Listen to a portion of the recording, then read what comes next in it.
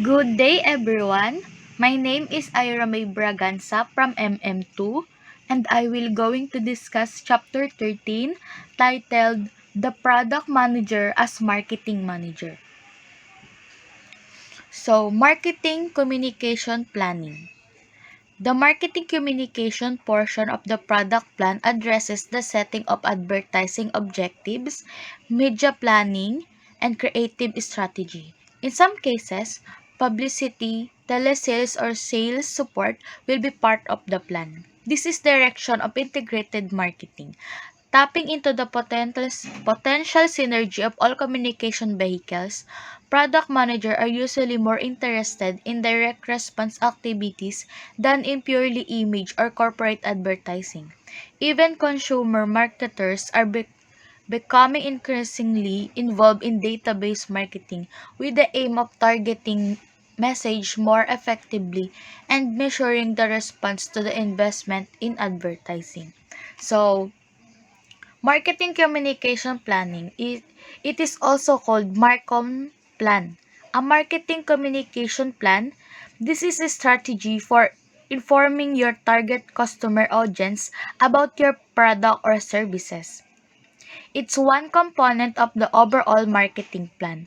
Marcom plan provide that focus that allows you to know where you are going with your strategy, what you need to say, to do to promote your product, and how you will bring that product from factory to consumer. This is known as a marketing channel. The plan needs to be solid, eye-catching, and exposed, meaning that it covers all primary communication channel. Next is setting objectives. The starting point for the advertising plan is the setting of objectives. The statement of objectives will follow the same format as the overall marketing objective. It will include what to communicate to whom and with what result. So, setting objectives, objectives are important because they convert vision into clear-cut, measurable targets. Objectives are the mileposts to guide you and your employees to reach the goals and the company's vision. Next is media planning. Media planning starts with selecting the appropriate media and media vehicle to accomplish the stated objective. Decide how many to use and how often to advertise in each. Then coordinate resources to get maximum return from the investment in advertising. That means it is sometimes necessary to violate traditional turf boundaries, then separate the media and focus on the intended result of the advertising. So, what is media planning? Media planning is the process by which marketers determine where, when, and how often they will run an advertisement. The media plan might split advertising spend and resources between various online and offline channels such as broadcast, print, paid ads, video ads, or native content. Next is list potential media. Start by developing a list of all media and promotional methods that could be used to accomplish the objectives. Analyze each according to editorial format, circulation, frequency, and cost. Then prioritize the list according to each medium abilities to contribute to the plan's effectiveness. The larger the potential audience, the more a product manager will need to consider broad reach media. The smaller the audience, the more targeted the media must be. So, list potential media is also known media list. This is a document with details or with a list of media contacts like journalists, bloggers, writers, editor, and influencer who can promote your product. Next is database marketing. A growing number of marketers are investing millions of dollars to build databases that enable them to figure out who their customers are and what it takes to secure their loyalty. So database marketing is also known customer relationship management. It refers to the collection of your customer and potential customer data in order to understand their needs and offer personalized communication that address those needs. Database marketing helps you to understand what customer need and respond with engagement that meet their needs. So, for example, General Motors Corporation joined with MasterCard to offer the GM card. As a result, GM now has a database of 12 million GM cardholders, and it surveys them to learn what they are driving, when they next plan to buy a car or truck, and what kind of vehicle they would like. Then, if a cardholder expresses an interest, say in sport utility vehicle, the card unit mails out information on its rack line and passes the cardholder's name along to appropriate division.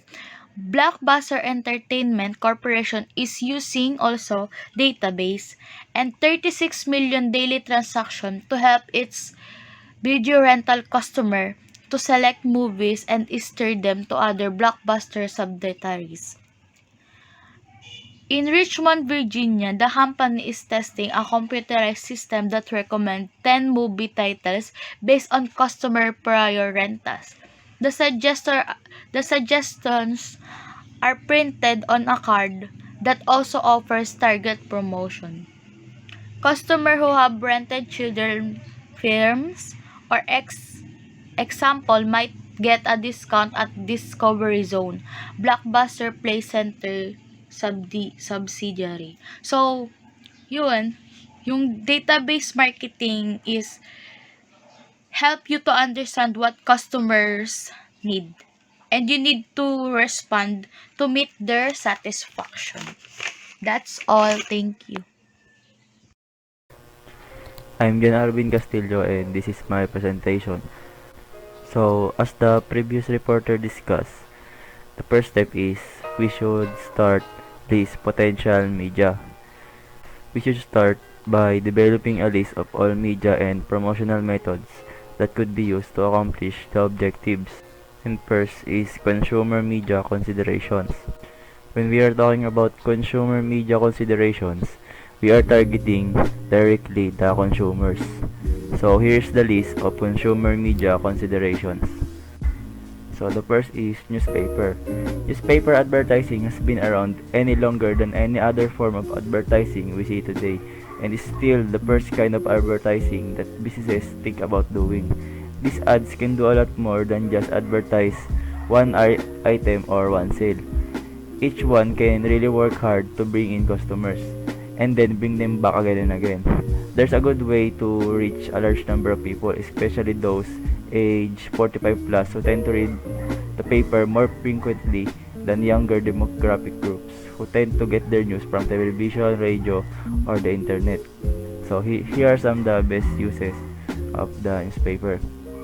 First is ads don't require high print quality. So newspapers don't require high quality print, and other newspaper just use black and white. Next is local coverage of all demographic segments. Third is inserts. So in newspaper, ads is just inserted in. And last, coupons. So the rate, cost, and considerations are the agate line or column inch rates, the run of papers or the amount of paper that we will use, color rates, and the insert rates or the rate on how many ads that you're going to insert. Next is magazines. So magazine advertising creates a clear and colorful image in the mind of the consumer. To further entice the reader's desire for your product, some magazines even offer advertisers an opportunity to include product samples with their ads. So the best uses of using magazines are the demographic selectivity and color print quality. And the cost considerations would be the page rates, color rates, bleed rates, or cover rates. So next is radio. Radio advertising is a form of marketing strategy that uses the radio, both traditional stations as well as the satellite and the internet radio, to promote a product or service. In many cases, it is a less expensive form of advertising, especially when compared to television advertising. So the best uses of radio advertising is high frequency. When you say high frequency, you can reach a high number of customers. Next is auditory messages and appeal to specific demographics. So when we say auditory messages, it pertains to hearing, to the sense of hearing or to the organs of hearing. It is perceived through the result or from the sense of hearing. And the cost considerations is day part, run of station, and local spot network. So when we say day part, it is the part of the day. So example is drive time. So we know that many people are using radio when they are in driving. So many advertisements are played in drive time. So next is run of station. It means an instruction to broadcast a commercial anytime during a station schedule. And some pricing might depend on the local or spot or the network that you want to advertise. So if you want to sell to drivers or they are your target, this advertising might be the best option for your business. Next is television. So advertising in television allows you to show and tell a wide number of audience for your business, product, or service. It allows you to actually demonstrate the benefits of ownership. You can show how your product or service works and how it's packaged, so prospective customers will know what to look for at the point of sale. So the best uses of television advertising is mass coverage. So you can reach high amount of customers. Next is the impact of sight and sound. So they can hear and see what you want to sell. Next is short message. So in commercials, you can put a short message. So the cost considerations are day part or what time of the day, especially in prime time where most people watch at this time. Next is specific programs and local spot or network. So it depends also on the network. Next is direct mail. Direct mail is a type of advertising medium in which messages are sent to target customers through mail. So in the other country like USA, they have mailbox in outside their houses. So in the Philippines, this might not be the best option, but it has the best uses, and it is the direct response, identified audience, or you will know the audience that you want to target. And next is you can put a long message, and cost considerations is the list rental and the postage rates. Next is publicity. So publicity is the public visibility or awareness for any product, service, or organization. It may also refer to the movement of information from its source to the general public, often via the media. So publicity is promoting your product or service to the public by the means of media. So the best uses of this advertising is the newsworthy events and the credibility. When we say credibility, it is the quality of being trusted. So you can have the trust of your consumer.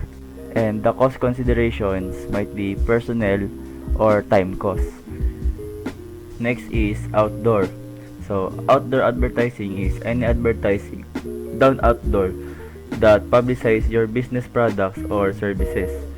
So one of the examples are billboards. So the best uses of this is it has also a high frequency like the radio, it can reach high amount of customers because it's just there. It is just the ads is just there for a long period of time, and it is just repeated more frequent. And next is the mass local audience, and you can reach a high amount of audience because it is outdoors or can be on the subway. So the cost considerations might be the poster size or the traffic count. Next is transit. So transit advertising is advertising placed in or on models of public transportation or in public transportation areas. Using this method of advertising, ads can be placed anywhere from on the outside of the bus, trains, and taxis to inside subway cars, inside bus stations, and near train or bus platforms. So in Philippines, we can see it everywhere. So the best use of it is high frequency. Just like the radio and the billboard, it's just like an outdoor advertisement and has a high frequency because it can reach a high amount of customer because it's just there more frequently. And the cost considerations is the inside, outside, or the station posters. So next is point of purchase.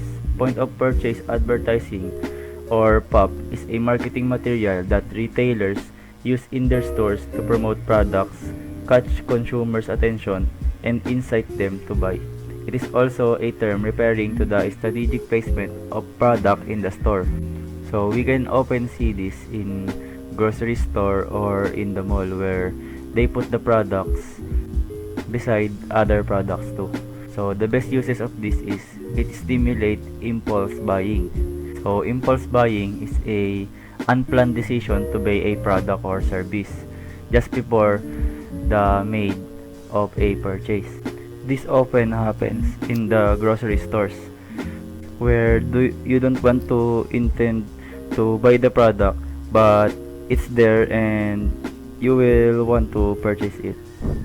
So the cost considerations is the negotiation to the retailers. So last of the consumer media considerations is the internet. So internet or online advertising, also known as the online marketing, internet advertising, digital advertising, or web advertising, is a form of marketing and advertising which uses the internet to deliver promotional marketing messages to the consumers. So for me nowadays, this is the most used and the most effective type of advertising because all people uses internet today. Not all, but most of us. I think 98% of people use internet. So the best uses of this is interactivity and two-way communication. So in internet, you can communicate with your consumers right away. So the cost consideration might be the startup and maintenance cost. So we are going now in business media considerations. In this list, you might want to consider businesses instead of consumers. First is newspaper. So it's the same as the consumer media consideration, and some of its best uses are frequency and for select markets where newspapers are significant, and its rate cost considerations are a gate line or column inch, run of paper, prepared position, and color range. So it's the same as the consumer media considerations. Next is trade journals. Trade journals, also known as a trade magazine, is a periodical that targets a specific industry or trade group. Trade journals will publish news and feature articles that focus on topics of interest to professionals in the target industry. Industry-specific advertising and postings are common. So its best uses are product appeals to a specific reader profile, and product can benefit from the image of the journal, and its cost consideration are the page rates, color rates, and preferred position, just like what the cost considerations of the magazines. Next is general business publication. It is like a magazine, but it has a influencer or a successful entrepreneur that set as an example. So it can pursue businesses to buy its product or services. So its best use is the need to reach a broad mix of influencer or decision makers, and its cost is same as the above, as the journals. Next is the consumer publications. A consumer publication is a magazine or a publication intended for the general reading public, not a particular trade or industry. So it is like a magazine, but there is a specific product that is promoting. So the best use of this is no trade reaches your market, and you can afford the additional impressions even at the expense of wasted coverage. So the cost consideration is also same as the one on the above. Next is directories. Directory is an online listing of businesses. The listings provide information about the specific businesses such as the name, address, contact information, associations, and the service and products offered. So the best uses of this is purchasing agents play a role in the sale. So you might want to hire an agent to do this work. So its cost consideration is the size of the ad. Next is card decks. So decks are visual presentations used by marketers, public relation managers, and advertising executives for one of two purposes, either as a tool for selling a product or service to a client, or a snapshot of a given time period in the company's marketing and advertising program. This second deck is normally presented to the general managers or owners of the business. So the best use of this is it has low cost products, and the cost of consideration is the number of the inserts. So just like the one in consumer media considerations, it is television is also used in business media consideration. Many businesses use this because the best use of this is it has a large target market, because we all know that all people now or all businesses now has a access on television, and its corporate or image advertising, and its cost considerations are the selected programs. The price that you may want to pay will be depend on the programs that you select. Next is radio. So it is the same as the one in the consumer media consideration, and its best use is the primary market concentrated in limited geographic areas and its frequency, and its cost consideration is the day part, run of station, and the local spot or network. So it is the same as the consumer side. And next is also the same as the one in the consumer, and it is the direct mail. The good side on this is you can identify your audience, and you can lead generation or direct sales, and its cost consideration is the list rental and the postage rates, just like in the consumer side. Next is sales literature or brochures. So a brochure is an informative paper document for advertising, which can be folded into a template, pamphlet, or leaflet. Brochures are promotional documents primarily used to introduce a company, organization, products, or services, and inform potential customers or members of the public of the benefit. So the best use of this is to advance the sales call, and the cost of considerations is the print charges. Next is catalog. Catalog advertising is a sales technique used by businesses to group many items together in a printed piece or an online store, hoping to sell at least one item to the recipient. Consumer buy directly from the catalog sender by phone, return envelope, or using online information in the catalog. So one of the example is a bond, and the best use of this is it is a reference material, and the cost consideration, just like the one in the brochure, the print charges. Next is trade shows. So trade show advertising refers to an exhibition where companies in a specific industry showcase and demonstrate their new products and services. With this type of audience, these events facilitate meaningful conversations between companies, competitors, and consumer alike. So its best use is the demonstration of product. So in this kind of shows, They can demonstrate the product straight up. And the cost of consideration is you may want to pay the booth or booth charges and the direct and indirect labor. So, just like the one in the consumer, publicity is a media attention for your product, service, or businesses. It can include traditional news sources like news shows and newspaper and media like podcasts, blogs, and websites. So the best use of this is newsworthy events, just like the one in the consumer media considerations, and the cost considerations is the direct and indirect labor. And last, the most used and most effective type of advertising, the internet. We all know that this is the future, and the best use of this is the interactivity and two-way communication. And also, the cost consideration for this is the startup and maintenance cost. So we are now done in our first step, which is listing the potential media by starting and developing a list of all media and promotional methods that could be used to accomplish the objectives. And next, we are going to the second step. So the next step or the second step is select appropriate vehicles. So a message of quality is best carried in a publication that is a bible of the industry, whereas announcement of new industrial products are better placed in new product digest. For product managers not working through an agency, some preliminary information on the media vehicles can be obtained from standard rate and data service directories available at libraries with business collections. From that information, the product manager can estimate the cost per prospect for each media vehicle.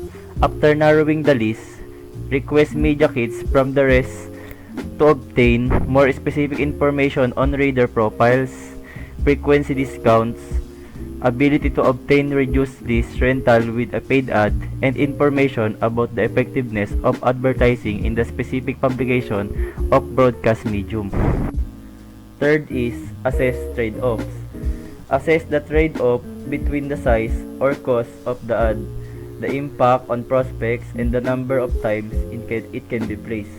The cost of a large ad is more than the cost of a smaller ad. However, because a large ad is seen by more people, the cost per person noting the ad can provide more efficiency. The assessment should also include placement within the medium. For magazines, ads on the covers, front of the publication, adjacent to specific editorial content, and isolated from other advertisements usually have the most effectiveness. For radio, drive time spots typically reach more people than ROS or return of schedule. For televisions, news has the greatest audience size, although specific programs might have a closer match to the target audience. For direct mail, ad size and dimensional mailings can have more impact, but they increase the cost, thereby limiting the potential reach and frequency of the mailings. In general, with a given budget, it is usually better to increase frequency at the expense of reach rather than to increase reach at the expense of frequency. So, what is the necessary frequency of communication to maximize response? That depends on several things. Messages promoting a unique product or having a unique format require less frequency to be noticed than commodity Q ads. The more advertising messages a person is exposed to at one time, the greater the number of insertions required to break through the clutter. The more complicated the message or the less differentiated, the more likely it is that more than one impression will be required to be effective. So, the fourth step is the examine media combinations. Examine combinations of media that could increase effectiveness. This is the synergy part of integrated marketing. For example, timing a telemarketing sales call right after the intended receipt of a direct mail piece can increase the response. Using different media simultaneously can sometimes break through the target market's perceptual barriers. This approach increases frequency, but different media can also increase reach by appealing to different segments of the market or to different influencers or decision makers. Making decisions on reach versus frequency, and continuous versus pulsing advertising strategies is part of this analysis. So finally, the last step is develop media calendar. After examining the costs and the benefits of the various media types and combinations, put the entire media plan into calendar format for the year. So what develop media calendar accomplishes? This accomplishes three things. First, it forces the product manager to think in advance. Second, by seeing the combinations of media in one place, the potential impact they have on each other can be improved. And last, the calendar helps focus on integrated marketing communications by incorporating non-traditional communication vehicles into the plan. So, if we can use and include all these 5 steps in our advertising or marketing strategy, then we can have a good and successful marketing marketing sales. And that's all. Thank you.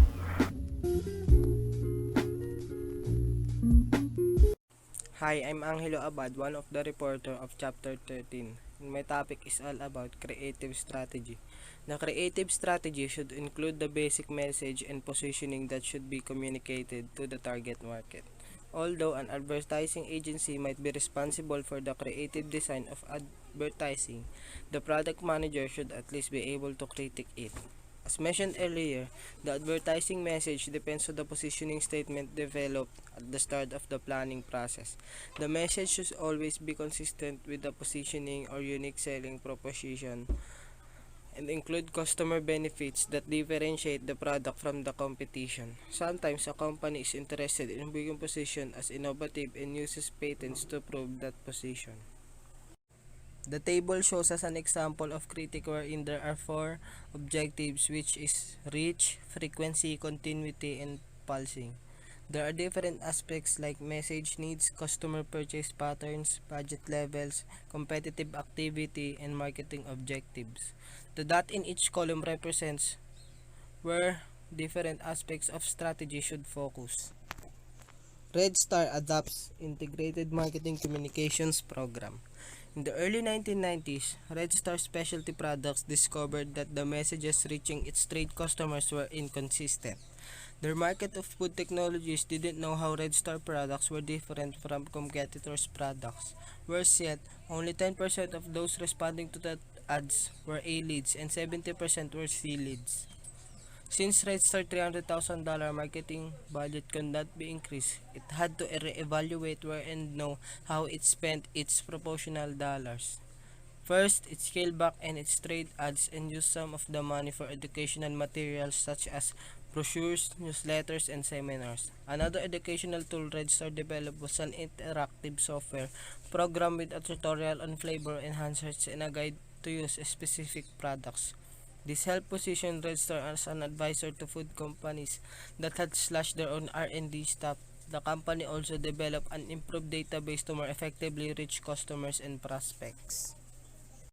Evaluating advertising effectiveness. Regardless of the medium used, collect as much data as possible on the return generated by each advertisement. This will help determine which media are most effective and help in the future budgeting. If advertising is done for long-term image reasons, periodically conduct image surveys to determine whether the investment is being well spent. I'm ELOISA Reyes, and I will be reporting sales promotion. In adaptation to advertising, product manager might be involved with a variety of other promotional techniques such as sampling, sales contests, and various other incentive programs. These are referred to as incentive programs because they provide inducement to stimulate short-term incremental sales of the product. In short, sales promotion is a marketing strategy that aimed to stimulate the demand in particular product, and it helps increase sales or revenues. Promotions are commonly to introduce new products, influence the effectiveness of competitors' tactic, or tap into a new market. One of example are online reward and gift card reward. Gift card can help you reach big audiences fast and build brand recognition. Another example of sales promotion is product sampling. Product sampling. From the word itself, companies give a sample of the product to try. For instance, the first cup of coffee to promote a new taste. Distribution strategy. A product manager's products are distributed differently from all other products in the company. Chances are he or she will not have significant control over strategic method of distribution. Most of the activities will be related to working with the existing distributors or agents and perhaps expediting shipments as necessary. In short, from the word itself, distribution, it distribute or disseminate goods or services to end users to obtain revenue and retain customers' loyalty. One of its example is Apple. This is Apple distribution strategy. Direct channels are actual Apple stores, and indirect channels, third parties are online settlers, retailers, wholesalers, and resellers.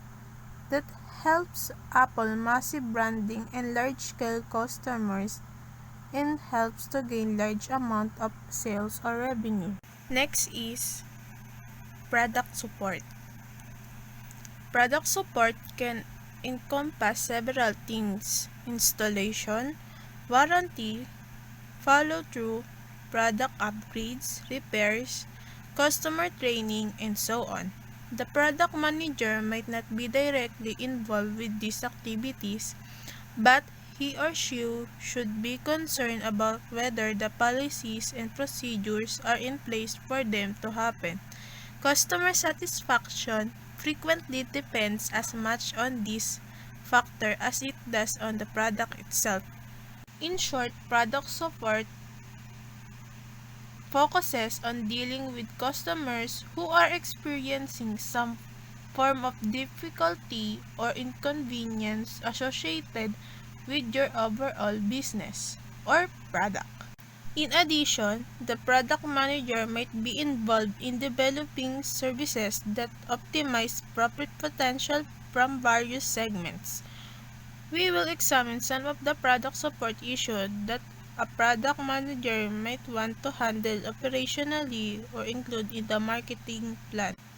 Part of product support is the cost of installation.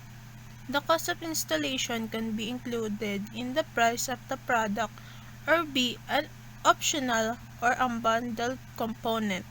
The decision should be made in conjunction with the appropriate personnel. If any significant changes to be made, they should be mentioned in the marketing plan with the impact on other marketing activities and on the bottom line. Thus, a warranty or service contract can affect the salability of a product and should be examined along with the other features. Marketing research. After completing the action program portion of the marketing plan, there will likely be information gap that will require more data before the next planning cycle. This could include formal survey or focus group research, online database searching, and/or analysis of internal customer records and databases. If so, it is a good idea to include these activities as action items in the marketing plan to assure the resources and approvals have been attained. When a major project is expected, solicit proposal prior to the development of the action plan so that the time or cost of the project is not underestimated. Market research allows a company to discover the target market and get opinions and other feedback from consumers about their interest in the product or services. This checklist can help to market your product. Number 1, don't limit your marketing budget to advertising the same way you always have. Test new approaches and techniques. Number 2, be sure your communication reach the right people. It's better to have an average ad with a direct hit than a terrific ad shown to the wrong people. Number 3, experiment with database marketing to pinpoint the right message for the right customers.